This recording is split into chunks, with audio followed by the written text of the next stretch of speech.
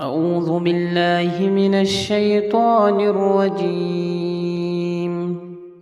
ليس البر أن تولوا وجوهكم قبل المشرق والمغرب ولكن البر من آمن بالله واليوم الآخر والملائكة والكتاب والنبيين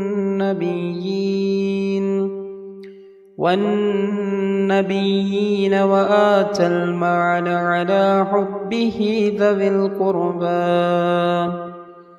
ذوي القربى واليتامى والمساكين وابن السبيل والصائلين وفي الرقاب وأقام الصلاة وآتى الزكاة والموفون بعهدهم إذا عاهدوا والصابرين في البأساء والضراء وحين البعث أولئك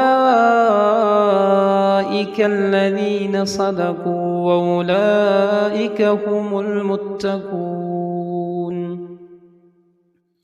يا أيها الذين آمنوا كتب عليكم القصاص في القتلى الحر بالحر والعبد بالعبد والأنثى بالأنثى فمن عفي له من أخيه شيء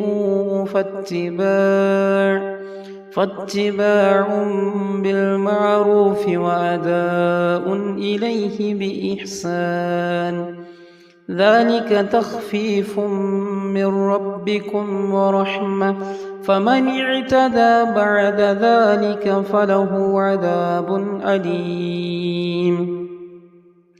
ولكم في القصاص حياة يا أولي الألباب لعلكم تتقون. كتب عليكم إذا حضر أحدكم الموت إن ترك خيرا الوصية للوالدين والأقربين بالمعروف حقا على المتقين. فمن بدله بعدما سمعه فإنما إثمه على الذين يبدلونه إن الله سميع عليم.